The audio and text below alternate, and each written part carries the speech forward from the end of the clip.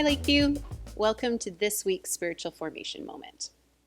So I turned 45 this last Sunday. And one thing that I am discovering as I get older is how much I am like my mom. And one of the ways that this shows itself is the way that I tell stories. I kind of ramble, get off track, and usually a couple of lines into my story, I say this: "Wait, have I told you this before?" We all need people in our lives to whom we can say, "Wait, have I told you this before?"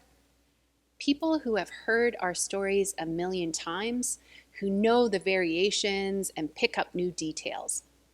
People who know us, who can hold our stories close and can repeat and reflect them back to us in new ways. Telling our stories is a way that we participate in our own healing and integration and transformation, a way that we participate in writing new storylines when life goes sideways. Telling our stories is a way of knitting together our lives, a way to become whole people. Being able to put your experience into a narrative gives meaning to the life you have lived. It can allow you to make sense of the things that have seemed the most senseless. I am here where I once was there. There is a story, a possibly universal one, of the passage between here and there. Most of us start off with a straight trajectory for our storylines. We don't plan to meander and ramble. We've got a plan and we're sticking to it. Then life happens and we have to adjust. We have to learn to tell our stories differently. And I would say that learning to tell our stories truthfully and fully is a spiritual practice. And the story that God offers us, the story of God's creation, redemption, and renewal, is a story big enough to fit all of the ways our lives go sideways. A few years ago, I was in the car with my son Ketis, and we were stopped behind a vehicle with one of those sticker families on their back window. A perfect family of four: mom and dad, boy in hockey gear, girl in a tutu. Wait, have I told you this story before? Oh well, you're going to hear it again. This is a video. Anyway, a perfect stick family. And I muttered under my breath how much I hated those stickers. Ketis heard me and, being the smarty pants that he is, said to me, "Why? Because our family wouldn't fit on the back of the van?" And I realized that he was exactly right. I didn't like how that stick figure family exposed the messiness of my life. I have 2 adopted children, so we would have to put bio parents and siblings. I'm divorced, so then we'd have to put an ex and his wife. And the story of our complicated family doesn't fit on the window on the back of a van. And likely, even if your family does look like that stick figure family, your story can't fit onto the back of a van window either. But God's story is bigger than that, and it does fit our whole stories. All the missteps and painful experiences, all the joys and losses, we can own those stories in the context of God's love and compassion. They belong in the arc of creation and failure and redemption. So our spiritual practice for this week is an exercise in telling your story, of reflecting on where and how God has been present and working in your life, and how grace has sustained and carried you. I provided instructions on how to go back through your experiences and tell your story on the spiritual formation page, but here are the basics. Draw a timeline on a piece of paper.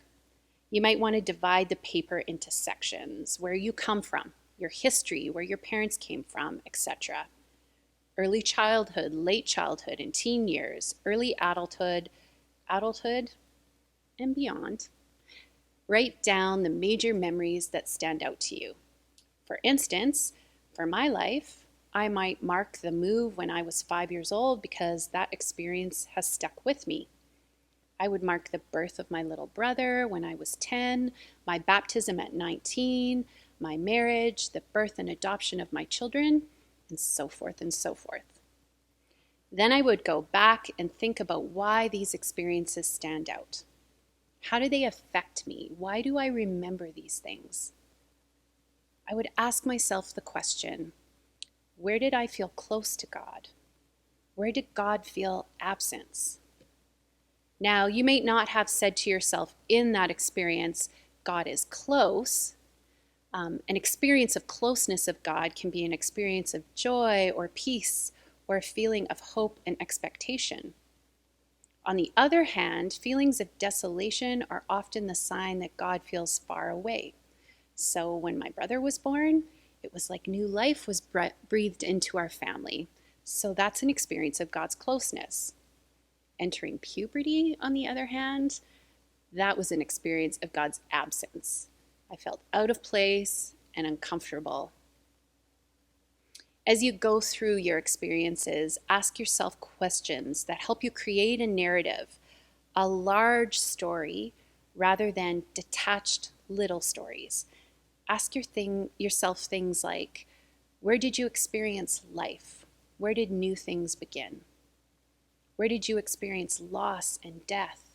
Where have you had the experience of being rescued?